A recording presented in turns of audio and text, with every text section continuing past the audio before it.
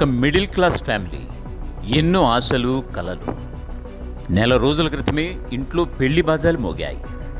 కొత్త కోడలు కూడా అడుగుపెట్టింది. అంతా హ్యాపీ అనుకుంటున్నటువంటి టైంలో ఒక్క రాత్రిలో సీన్ మొత్తం రివర్స్ అయిపోయింది. ఇంటి పెద్ద రాక్షసుడైపోయాడు. తననే నమ్ముకున్న భార్యను, కంటికి రెప్పలా పెంచుకున్నటువంటి కొడుకును సొంత చేతులతో చంపేసి ఆపై తను కూడా ప్రాణం వదిలేశాడు. కర్ణాటకలో జరిగినటువంటి ఈ గుండెల్ని పిండేసే ట్రాజడీకి సంబంధించి పూర్తి వివరాలు ఇప్పుడు ఒకసారి చూద్దాం.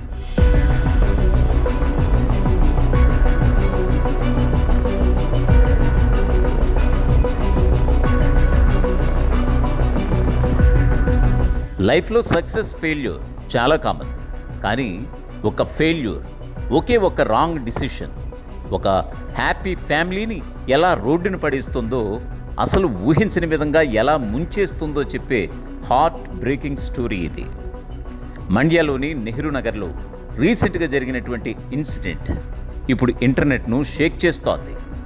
జస్ట్ 1 month బ్యాక్ ఆ ఇంట్లో పెళ్లి బాజాలు మోగాయి. కొత్త కోడలు ఇంట్లోకి ఎంట్రీ ఇచ్చింది. ఎంతో హ్యాపీ వైబ్స్తో ఉన్నటువంటి ఆ ఇల్లు ఒక్క రాత్రిలో శ్మశానంగా మారిపోయింది.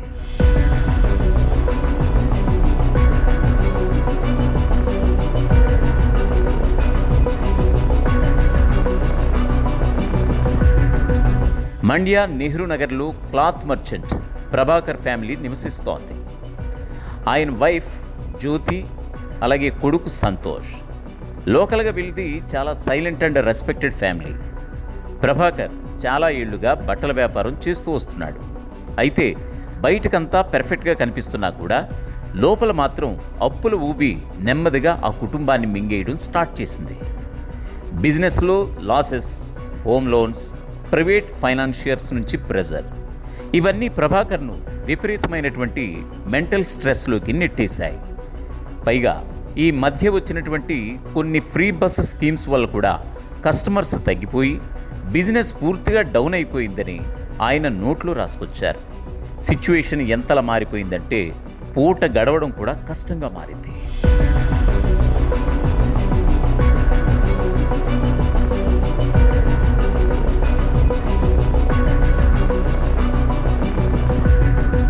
ఇంత క్రిటికల్ కండిషన్లో ఉంటూనే నెలన్నర క్రితం కొడుకు సంతోష్కి చాలా గ్రాండ్గా పెళ్లి చేశాడు. కొత్త కోడలు ఇంట్లోకి వచ్చింది. ఆ యంగ్ కపుల్ ఎన్నో కలలు కన్నారు. ఫ్యూచర్ గురించి ఎన్నో ప్లాన్స్ కూడా వేసుకున్నారు.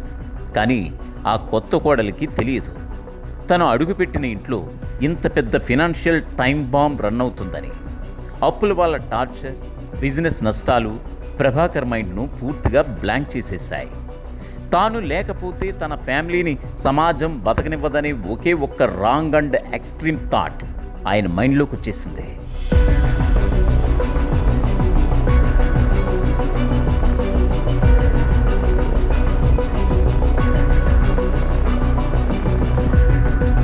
సోమవారం రాత్రి అందరూ హ్యాపీగా డిన్నర్ చేసి పడుకున్నారు. టైం కరెక్ట్గా తెల్లవారుజామున 3:30 గంటలు అవుతోంది. ఇంట్లో అందరూ గాఢ నిద్రలో ఉన్నారు. ఆ టైంలో సైలెంట్గా లేచినటువంటి ప్రభాకర్ భార్య జ్యోతి రూమ్కి వెళ్ళాడు.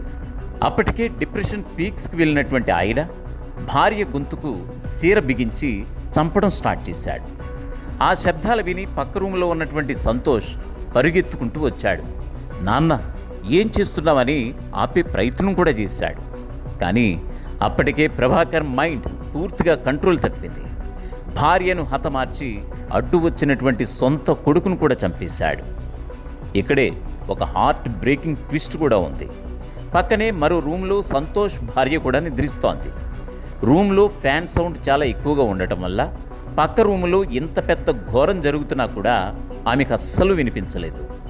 భర్త బెడ్ మీద నుంచి లేచి వెళ్ళినటువంటి విషయం కూడా ఆమెకు తెలియదు.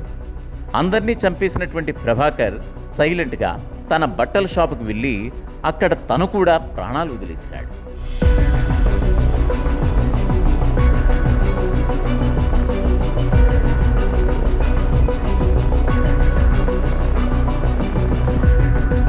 మంగళవారం ఉదయం కొత్త కోడలు నిద్రలేచింది. అత్తమామల గది వైపు వెళ్ళినటువంటి ఆమెకు మైండ్ బ్లాంక్ అయ్యే సీన్ కనిపించింది. భర్త, అత్త శవాలై పడి ఉన్నారు.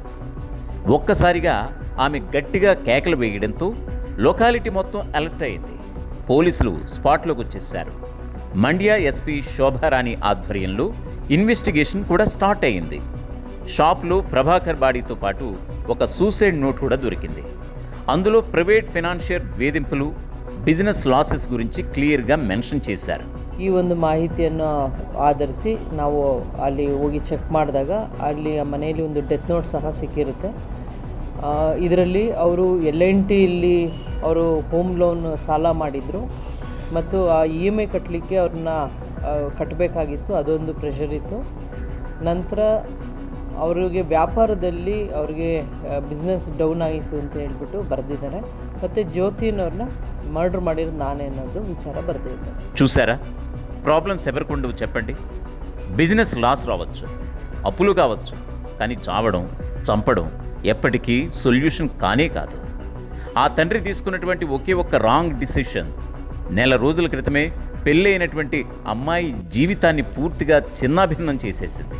అప్పులు ఉన్నాయని ఫ్యామిలీతో షేర్ చేసుకుని ఉంటే లేదా లీగల్ హెల్ప్ తీసుకుని ఉన్నా కూడా ఈరోజు ఆ ముగ్గురు ప్రాణాలతో ఉండేవారు.